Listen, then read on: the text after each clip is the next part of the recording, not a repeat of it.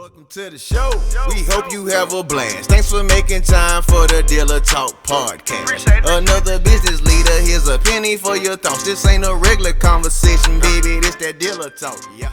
What up? Welcome to another episode of the Dealer Talk podcast. This is your host, Herb Anderson. Thank you so much for tuning in. Very, very excited for today's session. Without further ado, let's just get into it. Mr. Scott Wain on the program. What's up, Scott? How are you, sir?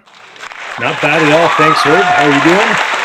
Doing great, dude. Super excited for this opportunity to chat with you. Obviously, we've connected on LinkedIn, and I think you commented on one of my posts or something like that, or we were on somebody else's post or something, but decided to have a conversation, man. And I'm excited to be here with you today. Yeah, absolutely. I've been seeing some of your stuff online for a while, and I've been making an effort myself to engage a little bit more on LinkedIn, and that's kind of where we connected. And I'm always looking forward to conversations with like-minded auto folks. So happy to be here. The honor is great. I'm grateful for the honor. Thank you. Yeah, man. No, this is going to be awesome. So I kick things off with a background. So tell us a little bit about you, man. Car guy by fluke back in 2002. Went to school to be a firefighter, and not a lot of fire departments are looking to hire 20-year-olds out of school. So I was stuck looking for a gig and complaining to my buddies that I needed a ride and I couldn't afford a car. And one of my buddies just happened to say, "Hey, if you sell cars, I'll give you a demo." I kind of laughed it off, shrugged it off. And then magically I seen an ad in the newspaper, if you can believe that, when we took out ads in papers for the classifieds. And old school, man. Yeah, kicking it old school. So got a job at a Ford store to start selling used cars. Unfortunately, they don't give rookies demos out of the gate, and I was a little disappointed. But I asked them, what could I do to get myself a demo? They said, "We sell 10 used cars this month, and we'll get you a demo." So I grinded it out, put up 11 stickers on the board, 2 peeled. Right on. 2 of them peeled down, weren't financed. They didn't give me my demo. Oh man. It was heart-wrenching. It crushed me, but I rallied. They said, "Okay, what do you do the same thing this month, we'll give you a demo." So month 2, I think I put like 13 deals. I lost 4 of them. I delivered 9 again, no demo. So I was rattled, to say the least. Just happened to hear that from a buddy of mine who was trying to be recruited to sell Hondas, but he'd been selling Ford for a long, long time, and he just wasn't going to leave his client base. He didn't want to go import from domestic, so he made the intro, and I landed a gig at a Honda store, and the rest was history. Great store, incredible group, training at the forefront of everything they do. So I was very fortunate to land in a store where they provided really good training. They really invest in their people. Lots of growth from within. Many of my buddies I was slinging with back in those days are dealers themselves now. I took a bit of a different path in 2008. I left the retail biz to start a software company. My dealer at the time took my letter of resignation. He tucked it under his keyboard. He said, "Scotty, I'm going to pretend that you didn't give me this. You got a great idea, but you guys are going to run out of money real quick." He goes, "You're going to run out of capital in 6 months." I didn't listen, and of course he was bang on. We ran out of money in 6 months, and now I'm on the outside of the car biz looking in and scratching my head going, what am I going to do with my life? So I spent a couple years being a financial advisor. Nonetheless, the car biz called me back in 2013 on the vendor side. My mentor from when I first got hired started a company called Shift Marketing Studio. He sold the company in 2017. I was a general manager of the company at the time. And in 2019, the new ownership just going in a different direction and sort of steered me into the training game. So now I'm doing some in-store training, and we've just launched a new company called the Mark Academy, which is equipping salespeople with a pretty unique training tool right in their pocket, right from their phone. So we're excited about hitting the ground running there. Awesome, man. Definitely a trajectory there for sure. Something that kind of caught my ear and I wanted to develop it was you talked about you transitioned from that Ford store to a Honda store, and it seemed that the training aspect of it was something that you appreciated. Can you talk a little bit more about that? Because that's kind of a rarity in the car business. Sad to say, even now in 2020, you know what I mean? Yeah. Well, the Ford store, virtually no training at all, other than listening to some of the old vets and some of the lines they might use. And, but virtually no training other than the OEM sort of, online stuff. But when I came to the Honda store, the sales process training was a big part of their development of all their people. So we would have some in-store training. Our instructor would come in. The guy is a legend. His name's Peter Hubbard. Love the guy. He's incredible at what he does. He's an ex-dealer, been a national, international trainer for that matter for many, many years. And so we would see him in our store once a month, and then we'd go off-site for a half day once a month, and then ultimately lean on our managers to hold us accountable to that process when we're not being trained by the trainer.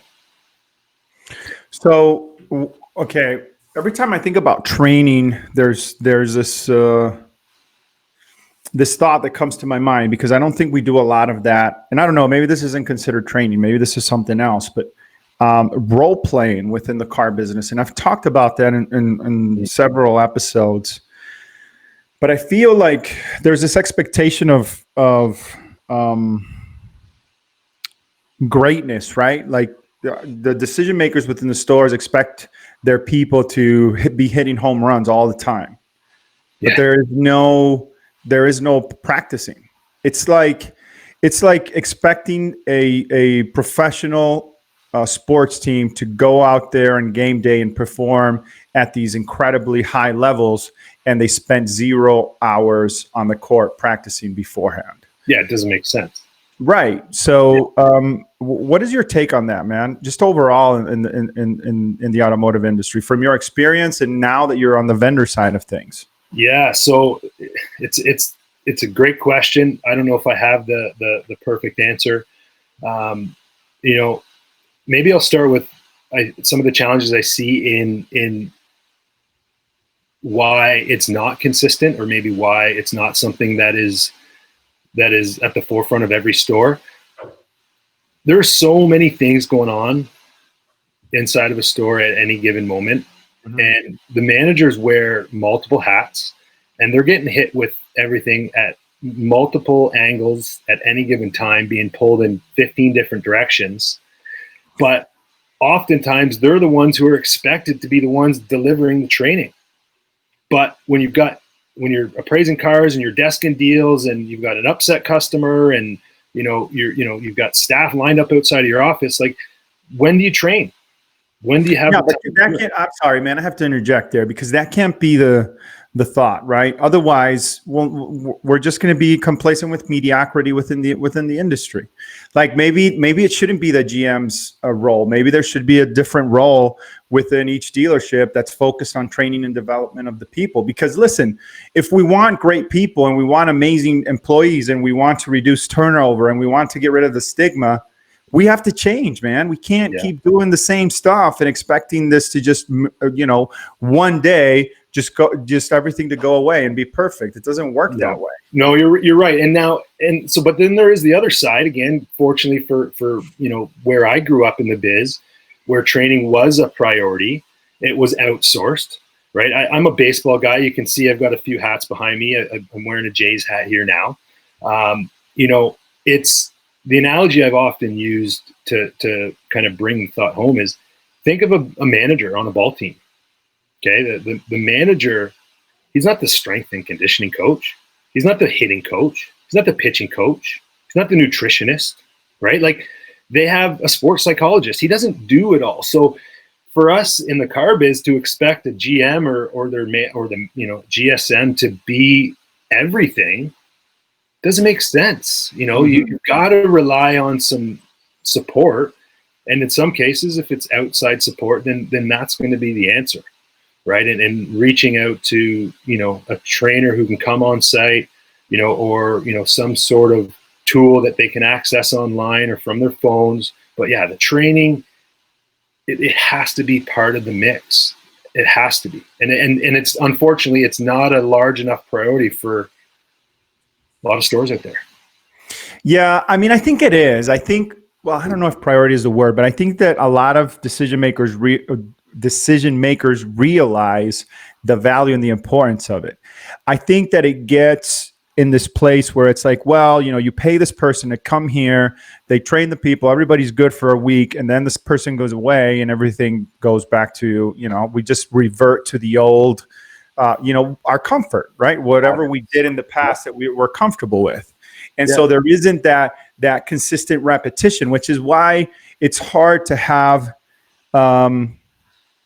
outside sources come in and train your folks. And I'm not saying that it doesn't work. There are companies out there and specific trainers that have a system and they do a phenomenal job, and but for the most part, I think that when it goes internal, when it's done internally within the dealership, I think that it's a lot more effective. And to your point, what you said earlier, when it's the managers that are trained, because the turnover is so much that if you can train a whole, you can train your whole sales staff, and by, month end, it's 50% of those people are gone, right? And what goes with them? That training that you spend thousands and thousands of dollars, right? Yeah. So, I mean, do you think that that's one of the reasons why it's not that we don't recognize it within the industry, and is that we don't really have a process for training that makes sense? Yeah, and I agree with you. You're right. It's not as though the GMs and the dealers don't see or understand that there's value and importance in training, because you're right. They do. But is there a solution that's a fit that works for them in their store based on time, energy, and resources? So, so I do some in-store training. And it is, I'll agree with you, the challenge is real. I'll go in once a month and I'll have often the same conversation with the same rep that I had last month, right? Because when I leave, right, like you said, they're hot and heavy. And then I can even remember back when we would go and do our half-day sessions, I'd come back after my 3-hour session, and I would sell a car pretty much every single time. I'd be fired up. The juices would be flowing. I'm fresh with the information that I was just given. And oftentimes it's a refresher of some stuff that I already knew, but I had forgotten and maybe slipped through the cracks. And I'd come back and I'd sell a car, and, which was fantastic. But you're right. After a few days, maybe a week, getting closer towards month end, your retention of whatever the subject matter was kind of drops off. But for me, you talked about role playing earlier, and we were big on that. We had a few colleagues, we would challenge each other when we had some downtimes, we would role play so that we had our word tracks down, right? So that we could use them eloquently, and we wouldn't seem like we're trying to just use a line on somebody, but we would eventually try to get each other, we try to stump each other, and we would just rehearse and repeat. And I think that's where, we were able to have some success because we took it seriously. We wanted to. That's the other piece too. Not everybody wants to be trained, right? Some people think they got it all figured out. And that's part of the challenge, I think, too. I don't know, man. I think that, I agree with everything you said, except that last part, that not everybody wants to be trained. I think that we do. I think that in sales in particular, when it comes to role playing, it gets awkward and uncomfortable. It kind of goes against, our own nature of, you know what I mean? It just feels weird. Yeah. But that's the thing, right? When you don't know, and I think that's the biggest thing. I think as a salesperson, you don't want to be exposed in front of your peers. Yeah. Like, I'm going to get a question, or I'm going to get something that I don't know how to overcome the objection or whatever. And people are going to look at me and they're going to think that I can't sell.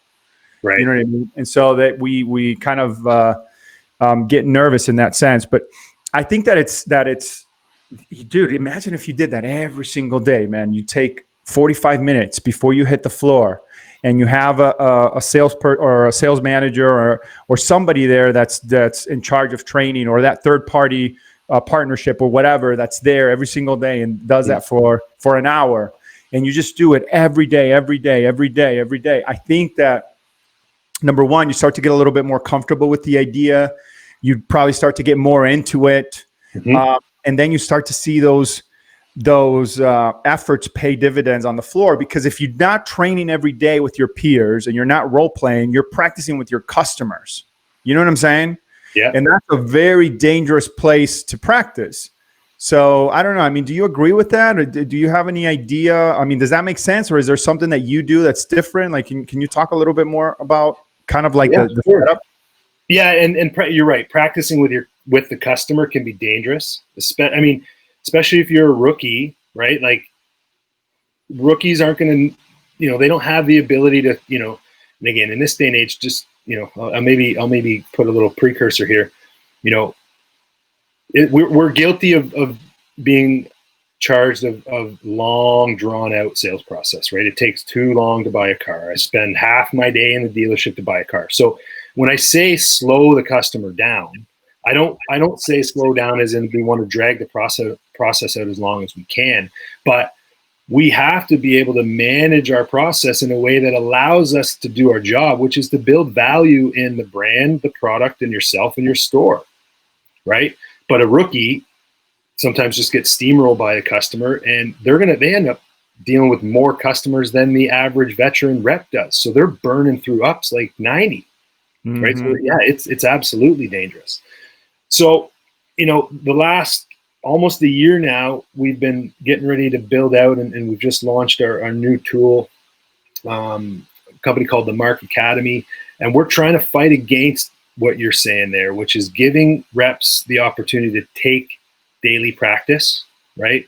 So we've developed a tool that will allow salespeople to practice on an ongoing basis daily, right?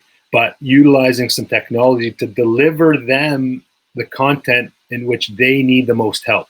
So I always say, I don't want to teach you something that you already know, right? Because that's a good way to lose engagement in a hurry. Sure. Okay. But so what our tool does, the second you start engaging with the tool, it delivers a completely unique learning path to the individual. And that, as they engage, it's identifying what their knowledge gaps are, so that the content that they're going to get is going to help them sharpen their own axe. And just, it's that daily repetition, right? You're taking reps on an ongoing basis. And we only ask just a few minutes a day. It's obviously self-directed and on-demand, so that you can do a deeper dive if you need to. But essentially, we ask that they spend a few minutes a day taking what we call a mastery moment, which gives them access to the sales process and the content within our curriculum, and will hopefully allow them to sharpen their individual axe based on where they need it most. How do we, and not just technologically speaking, just in general, for any decision makers or particular sales managers that are tuning in, how do we identify those weak areas within our team? To your point earlier, right? Because you're busy, you're going 100 miles per hour, and it's very easy for you at the end of the month to be like, okay, John, you're fired because it's your third month in a row you haven't sold a single car. Mm-hmm. But maybe John would have been an amazing salesperson if we would have been able to adjust and correct, because that's ultimately what we need to do, right? We need to adjust and correct, because especially if they don't know, you know what I mean? If they don't know and they're just thrown out there to, make it happen, which is often the case, we're not really giving them the opportunity to really shine. You know what I'm saying? So any ideas on how to do that effectively? Yeah, I think a big part of that is, as a manager, you got to get out of your chair, right? You got to get up, you got to get out of your chair, you got to be in the showroom, you got to be walking around, you got to be listening, right? And I think a big piece that maybe is a bit easier said than done, right? It's maybe a bit easier said than done, but these are often people challenges, and we can't just simply introduce a process to fix a people problem when it comes to culture. right? How many people do you know in this business who are afraid to put up their hand to say, I don't know, I made a mistake, I need some help, right? Yeah. Most of us are fearful. We're scared for our life to make any admission of any of those things, at risk of getting our asses handed to us and getting packed out the door. So as a leader, you know, I always say, and I'm going to steal this. This is from a guy I follow named Simon Sinek. This isn't my own language by any means, but he says leaders aren't responsible for the results. Okay. Leaders are responsible for the people who are responsible for the results. So as a leader, and again, sometimes we get this title as a manager, and we might have been the top dog. We used to crush the board every month, and we sold 350, 400 cars a year.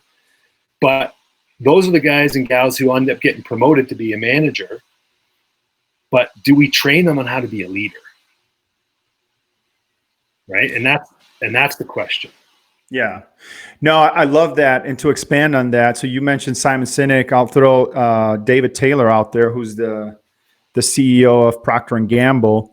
So he talks about, you know, as a leadership, your role, your job is to be able to help your people articulate their definition of success. Think about that. That's what your job is. And then get out of the way, you know what I mean? And let them, you know, give them the tools within the organizations that you're working with so that they can accomplish that. You know, oftentimes in the car business, our definition of success is selling 40 cars a month or 50 cars a month or 100 cars a month, whatever that is. But that's not necessarily going to get that person to be a good GSM or a good GM. Maybe the guy that sells 20 a month is going to be a much better GM because that's his definition of success. You know what I mean? And he's a natural born leader. And I think we oftentimes in this industry, we look at success as sales, and then we promote these people, and they're not really they're not a leadership type of personality, mentality, mindset. And B, we just think that because they were good salespeople, they're going to be good at managing. And I don't know, man. I think we don't have a clear way of fostering leadership within our dealerships. No, I agree, and I think that's you know part of my mission these days is to help do what I can for the stores that I work with, to allow their managers to think more like leaders. And because what happens is they you know, again, they're a salesperson, they climb the ranks and they earn a spot on the management team. So they try to manage the results and they crack the whip. They pull someone into their office, they go up one side and down the other. That's not an environment of growth and you know, I mean, I'm a hockey guy too. I'm a sports fanatic. You know, I use the analogy of squeezing the stick too tight, right? Like if you're nervous about making a mistake and you're going out on the ice and you're trying to score goals and you're squeezing your stick too tight, it's just not going to work. You're too tense. You're too tight. You got to play loose. You got to play confident, right? How confident are you? How confident are you if you're fearful and if you're tense and you're tight? So, you know, the Saturday mornings, you know, I used to make those all about positivity and excitement, right? Not smashing and pounding people into the pavement because they didn't hit their target last week or last month. Because it's not going to work. And, you know, I've also coached minor sports for a number of years. And you want to learn patience, go coach a team of 6-year-olds on a ball diamond. Yeah. Right. No, man, I'll pass on that. Right. But there's a test of patience for you. And so, I mean, we got to be patient with our people too. And if, you know, you mentioned Jimmy over there who hasn't sold a car for a few months, you know, if we look in the mirror and we ask ourselves, as the leader, did I do everything I possibly could to support him or her, whether it's Jimmy or Sally? Exactly, because the last thing you should do is fire people. That is the absolute last thing. You hired them. You saw something in them. You saw potential. You saw something in them. That something is there. if you didn't foster that, if you don't develop that, if you don't turn that into, the abilities and the skills necessary to succeed, that's on you, man. Yeah. You know what I'm saying? So, You're right. You got it, man. You nailed it. It frustrates me sometimes to see the turnover, and here's why, because this is an industry where you can make an awesome living. We were just talking about this before we got on recording here. Like I made a lot of money in my career, man, when I started out as even when I was writing service, you know what I mean? And so the opportunities are there to make a good living. The opportunities are there to learn and develop and get skills. You know what I'm saying? It's a great industry to be in, and we shouldn't be in the situation where there's turnover and people are afraid to work at a dealership, and there's the stigma of, oh, well, I'm a car salesman. No, man, like there's so much more to this industry. It just frustrates me sometimes that we fail at kind of projecting that image and that message out there. You know what I'm saying? We fail our people all too often, and it's disappointing because it is such a great industry. And I think, like you said, before we got recording, we talked about, it doesn't matter where you come from, what your background is, whether you've gone to school, you got a shiny degree, it doesn't matter. You can make it in the biz. You can build a successful life for your family. You can, but it's difficult based on where you land and whether or not you're given enough of an opportunity to earn those stripes. And that's often what happens is folks just aren't given that chance. And, I look at hiring a little bit of, like, think about your family. You have kids? Yeah. 13 and a 9-year-old. Okay. So I got 3 boys. So almost 3, just turned 4 and going to be 10. And you can't fire your kids. Mm-hmm. Can't. True that. Right. And we after our first, we lost a child, and we didn't think we were going to have another kid. We tried forever, and it was a grind. We didn't think it was going to happen, so we started talking and looking about like adoption. Is that an option? Because we wanted to have a bigger family, and we never went down that path because we ended up having 2 more boys, and we're grateful for healthy children.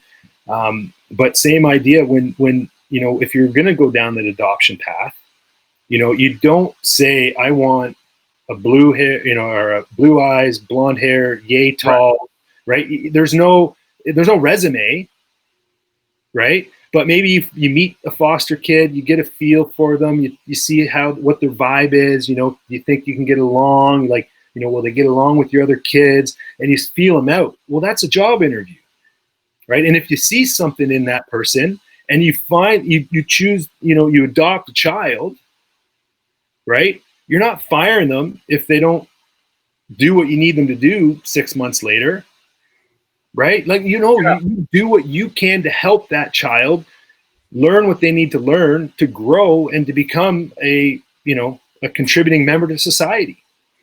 And I think that mindset, if we committed ourselves to our people as if they were our own children, our turnover would drop dramatically because we would genuinely put more effort in those individuals when they need it. Mm-hmm. But it's not just, it's the bigger impact, man. I think that, and I know that I'm generalizing, which I hate doing, because there are some dealerships out there that do an incredible job. There really is. But, in the context of this conversation, like, it's not just the turnover and it's not just the stigma, it's the turnover and the compounding effect that has. It impacts morale.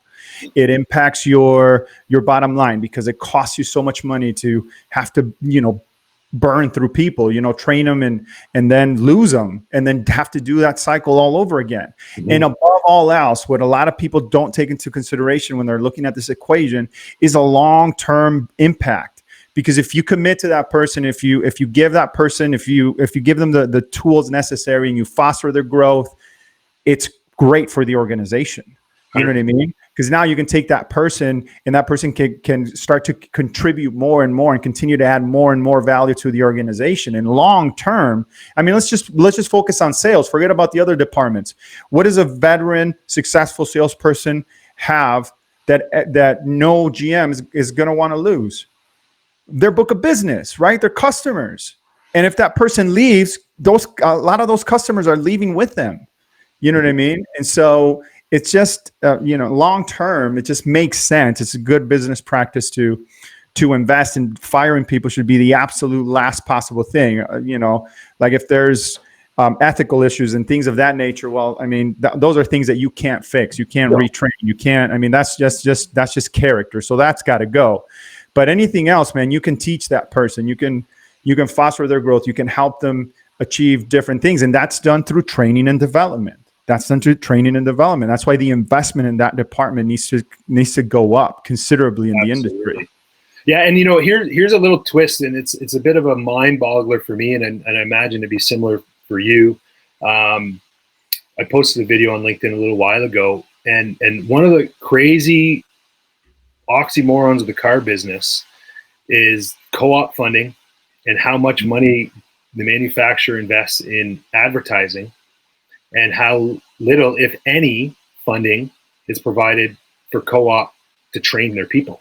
It's backwards, right? We're going to spend millions of dollars to drive traffic to the stores to be managed by people who haven't been trained and are not equipped with the tools and resources to support their customers. It's completely backwards. It's backwards. Yeah, that's isn't that crazy? That makes a lot of sense, man. It's crazy. Yeah. It's not co-op, right? Like if a dealer wants to sign on with our company today, he can't submit the cost for co-op, but he could find some random marketing agency to whip together a campaign for him, and they'll pay him. Yeah, and God forbid it's successful, and now you get a lot of people in the store, and you mismanage all that traffic. Yeah, you know what I mean? Yeah. So it's like that makes a lot of sense, man. Yeah, it's a weird, crazy piece, that I don't understand. If we can help change that tide, where the manufacturer would consider even just a portion of that ad spend. Maybe that helps. Maybe dealers are more willing to take a shot and to go out on a limb to bring in a third party to help train their people. If they have some support behind it. Yeah, I mean, it makes sense if you break it down in that way. It really, really does. So okay. So moving the conversation along, because I didn't want to talk with this. Excuse me, I can't talk. I wanted to talk about this specific kind of idea or concept with you, since we're talking about training. Mm-hmm. With the current landscape, dude, COVID and everything, because it's weird for me because I want to say post-COVID, but we're really not post-COVID yet. But what do dealers need to be doing, or how should they be looking at their business a little bit different when it comes to training, hiring in particular, and letting people go too, man, at the same time? Yeah, I think dealers, they have to have their feet moving. They have to be active, right? There's and we can maybe shake it right back to the leadership conversation a little bit from earlier. Is what else are you doing to equip your people, right? Like what tools and resources are you providing your managers to be a little different? Now, there are some folks on LinkedIn these days, some car sales guys, who are just absolutely killing it out there. Massive followings. They've got their YouTube channel. They're posting content regularly. They're adding value to the community. They're not hard selling. Oh, today we got this 0%. Like it's not this, promo. It's kind of building a little bit of a personal brand. And I think if dealers could maybe, take a little bit of a page out of the real estate book. Your salespeople are essentially running their own business, right? You talk about that veteran who's got a massive book of business. Those are his customers, right?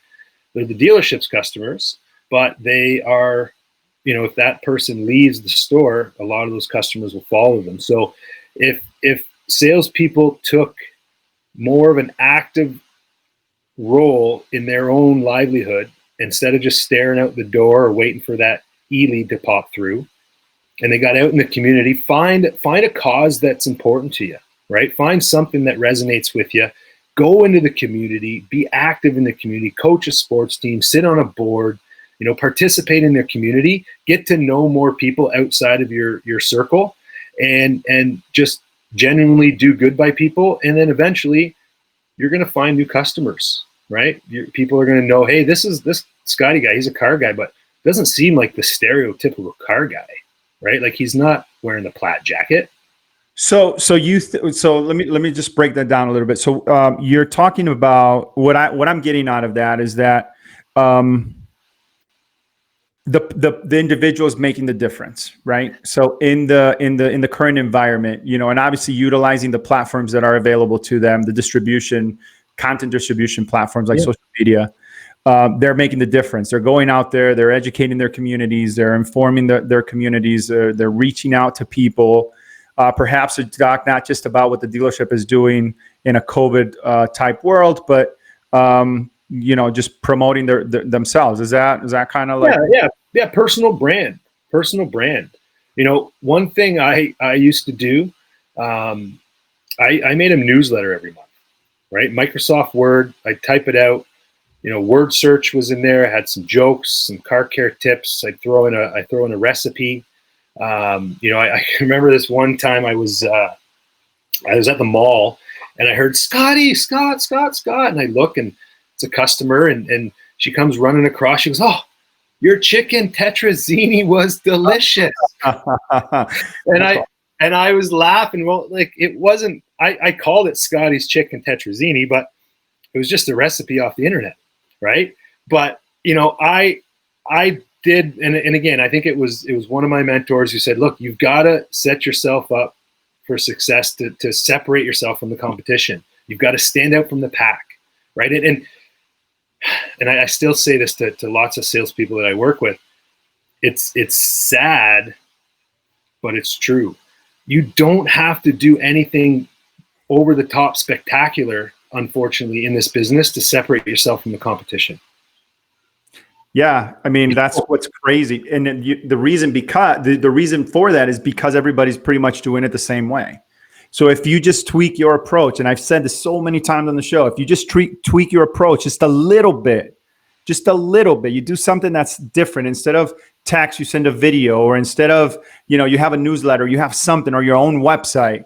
Yeah. Like those things, man, it just pops in customers' eyes because they'll talk to X amount of dealerships and every single interaction is the same. And then they get something that's different and it's like a breath of fresh air. You know what I mean? That's it. Now, I think that COVID the COVID situation landscape has kind of accelerated that in a certain way, because I feel that a lot of those things that we could have done as dealerships to differentiate ourselves now are common practice in a lot of ways.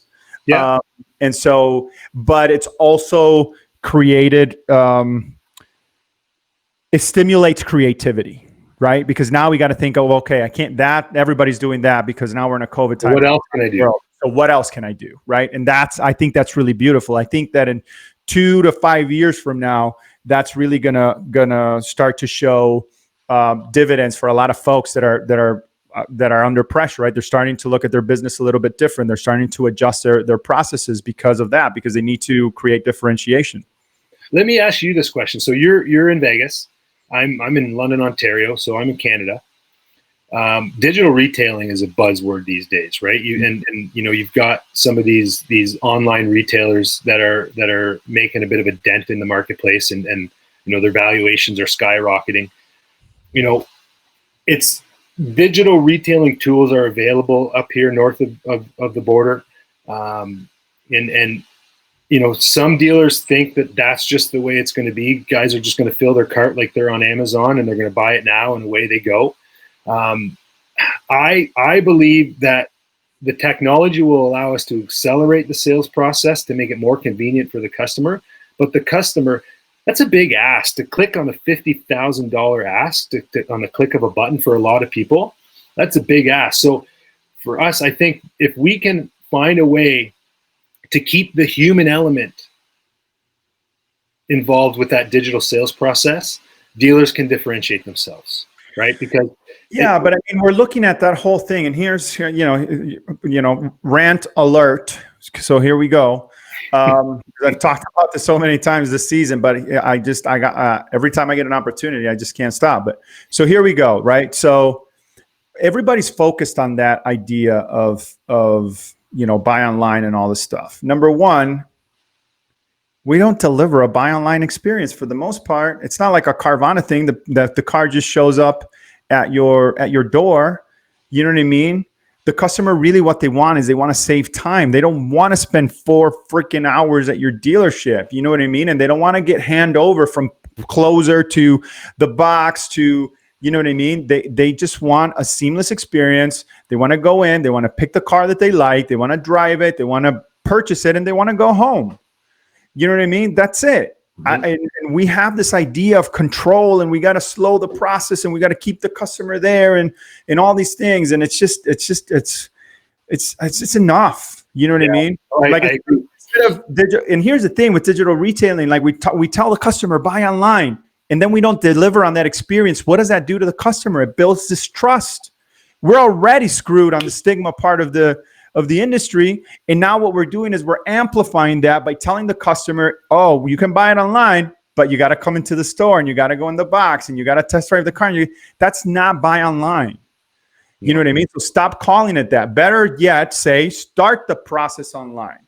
And every time the customer completes a step in the digital retailing path, reward them with time. Congratulations, Mr. Customer. You just saved 30 minutes. Congratulations, Mr. Customer. You just saved an hour. Congratulations, Mr. Customer. It'll be 25 minutes when you are at the store at the end of every single click. That's more of a realistic experience. And when the customer goes that online experience is going to mirror the in-house experience. And then that's gonna validate the consumer. That's going to validate what you're doing. But until we get there, it's not going to be a seamless. It's going to be friction, and I mean, it just doesn't fit. That whole thing doesn't fit yet. Do you know anyone out there who's got it figured out yet? I think some stores. So I work with a group in St. George, Utah, and they'll deliver the car 50 miles within the dealership. And I think a lot of dealerships are doing that. But when the customer goes online, they can't really do. That's not the experience. It's not a Carvana-esque experience. You know what I mean? Where they don't have to go into the brick and mortar and they can just wait for that car to arrive. Now, to your point, I'm going to be 40 in 2 years, right? And I talk to my age group all the time, and nobody ever says I'd buy that car online. Everybody wants to go to the dealership. And I think a lot of the reason for that is because we grew up going to the dealership with our parents, test driving the car. So that's kind of ingrained in how we purchase a vehicle. I would never spend any 20, 15, 50,000. I would never spend that kind of money and never see the car. Now I can buy the car differently because I'm in the industry. I can text a friend or somebody or a client and be like, hey, I want this car. And I go in there and sign and drive and go. Why can't we make that experience like that for everybody? If that's really what they want, we can do it. We do it for friends. We do it for vendors. We do it for people that we have relationships with. Why can't we make that the experience for everybody? That's really what the consumer wants. You know what I'm saying? So I don't understand. Now, our kids, I think our children will want to have that seamless, click with the button, car shows up, if they're even going to be purchasing cars by that time. Right. But you know what I mean? Conversation for another day. Yeah. So, it's a control factor, I think, like relinquishing that control. I mean, me and obviously I referred back to LinkedIn a few times on our chat today, but I made a comment on a post the other day. I will pay more every single time to get in and out of there quickly. I will pay more. Like, I don't want to spend 4 hours negotiating to save myself a few $100. Like, I don't. Like, I got 3 kids. I'm working. I've got a wife, family. I've got hobbies. I'm busy. I'll give you an extra $300 just to not deal with the pain and stress of wasting my Saturday afternoon. Well, before I got into the industry, dude, and I think I bought maybe 1 or 2 cars where I had to wait 4 and 5 hours, and I never had to do that ever again. But dude, it's frustrating as fuck, dude. It's a frustrating experience to be there all day, waiting and waiting and waiting and waiting. You know what I mean? And then when I was on the other side and I could buy it seamlessly and it was easy and quick and it was just done. It was like, damn, man, like, why can't we offer this? We should be able to offer this to everybody. Can you imagine a dealership that does business like that? And listen, I know there's restrictions and all that. I get it. You know, I'm not trying to say that there aren't, but man, if you could figure that out, like if you could just have it, you know, just take one step closer to that experience by having one person handle the whole thing. One person.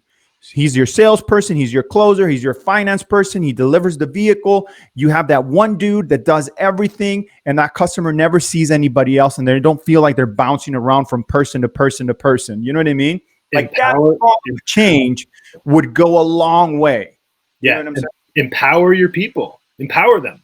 Empower them to make decisions. But again, because our managers aren't leaders in most cases, they're managing the results when that's not their job, right? They should be managing the people who are responsible for the results. And if we are able to empower our people, because there's salespeople in the biz who have earned their stripes, who end up being just as you described, right? They do their own turnovers, right? There's far fewer of them than the majority, of course, but there are of course, even in Canada, some smaller stores where, you know, the GM is still a salesperson. I talked to a guy literally today in rural British Columbia.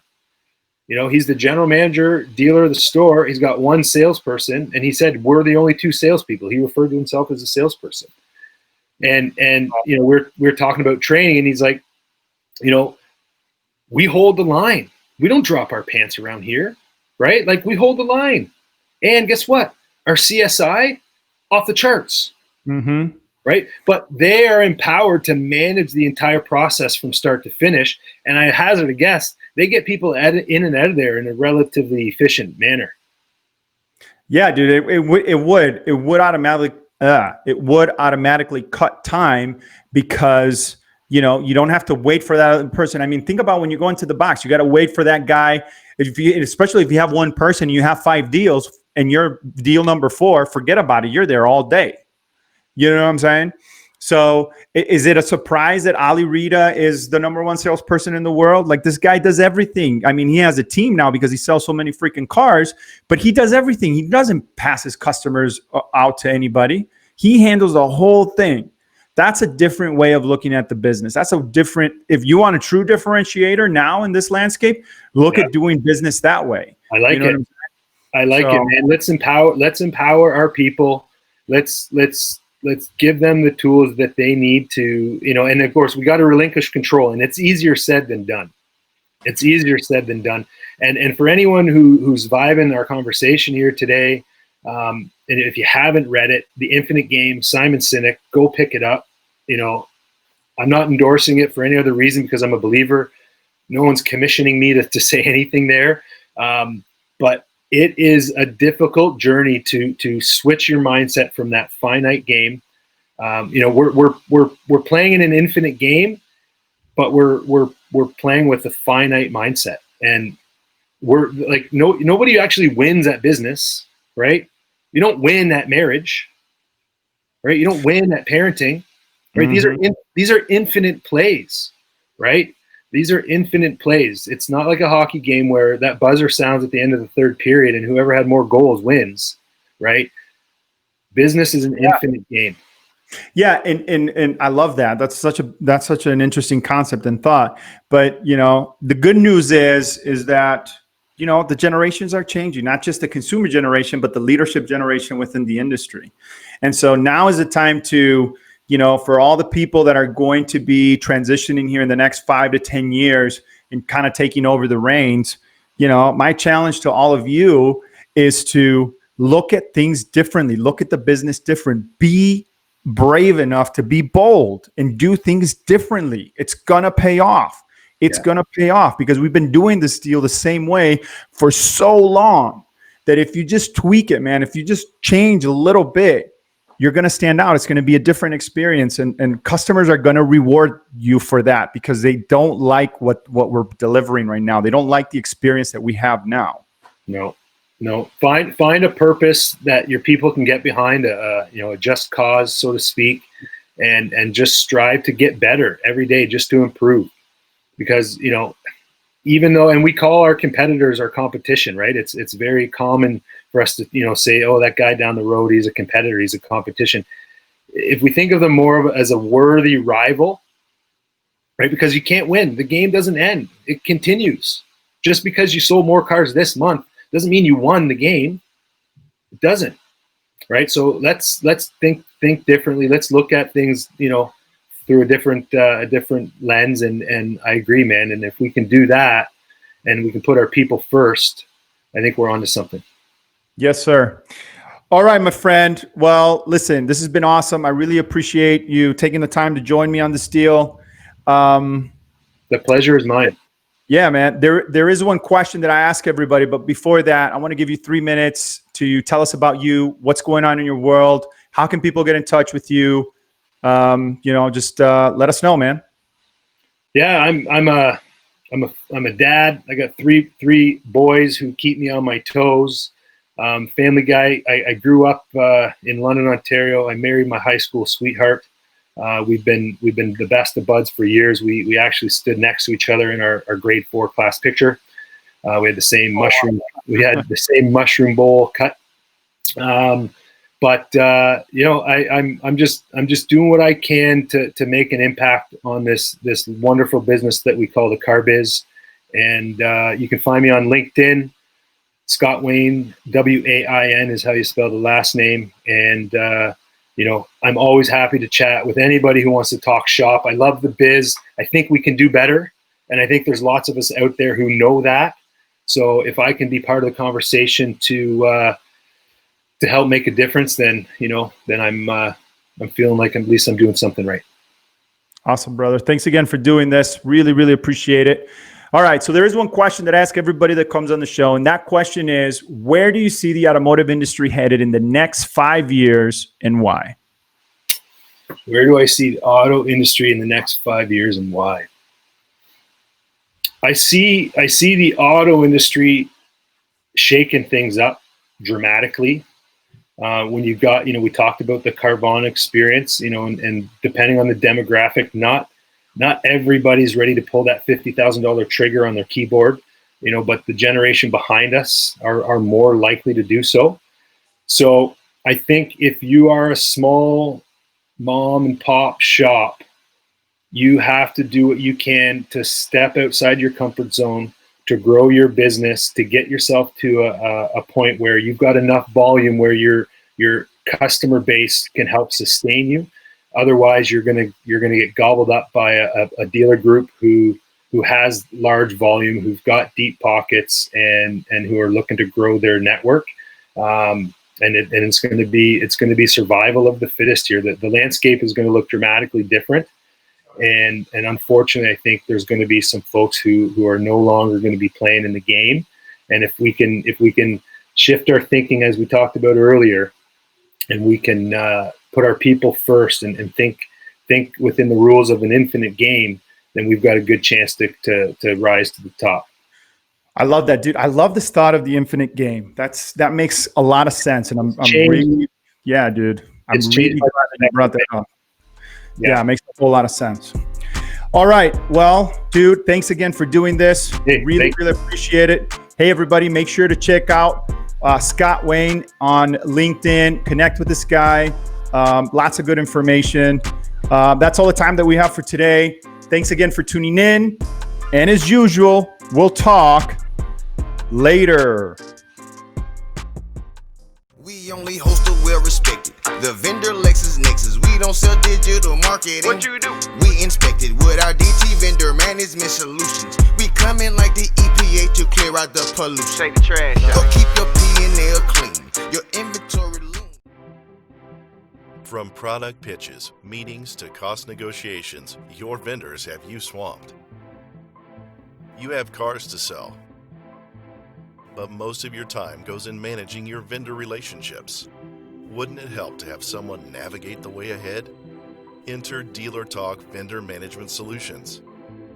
A filter between you and your vendor so you only have to deal with what's most important. We inspect your digital data to get optimum results for your money. Here's what we do. Give you an accurate idea of what's working and what's not for every digital service. Get vendors to submit monthly highlights, lowlights, and recommendations.